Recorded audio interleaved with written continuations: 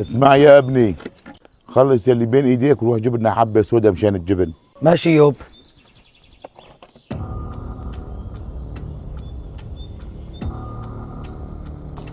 مين هذا يوب؟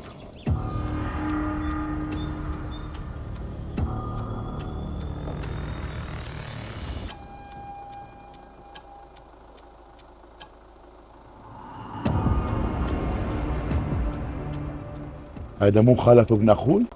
لك ايه هذا هو؟ هذا ايمت رجع؟ اهلا وسهلا. الحمد لله على السلامه. الحمد لله على السلامه يا ابني. الحمد لله على السلامه.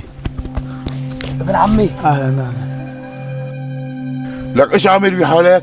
شو عامل بحالي يعني؟ كل اللي صار انه انا صاير من الاغنياء، لك عمي انا كاين باوروبا. وشو جاي تعمل هون؟ اكيد جاي تنفذ وصيه ابوك يلي هي تفتح مصلحه جدودك. بدك يعني انا اشتغل بالخضره؟ لك يا ابني، ابوك الله يرحمه وصاك وصيه قبل ما يموت يلي هي يا ابني، يمكن هاي آخر أنفاسي. راح أوصيك وصية. لا يا ابي بعيد الشر عنك، بعد عمر الطويل. قد ما تغيرت عليك الدنيا والزمان، ضل محافظ على أصلك ومصلحتي ومصلحة جدودك. يا ابي يا ابي لا. عمي اذا كل هالشي مهتم بالوصيه انت نفذه، عن اذنك انا وراي مشروع بدي اروح انفذه. ولا قال لك اعطيه رامي اذا احتاج شغل بشغله عندي بالشاي والقهوه. قال الخضره قال.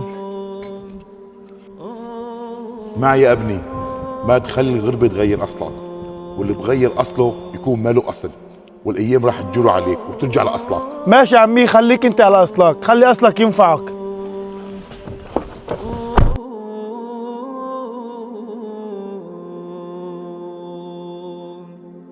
احط لك نص قالب؟ ايه نص عليه. تفضل. يعطيك العافيه. السلام عليكم، أعطيها نص لوح. تكرم عينك. خلاص. عمي؟ شو عم تعمل هون؟ اخ يا عمي، عيف على الله احسن الشيء. وين يلي بده يفتح مشاريع ويستثمر؟ هي مشاريعها؟ ما بعرف يا عمي، مدري شلون الدنيا قلبت علي ورجعت للصفر. يا ابني لو سمعان مني وكمان أصلك ما كان صرت هالمواصيل.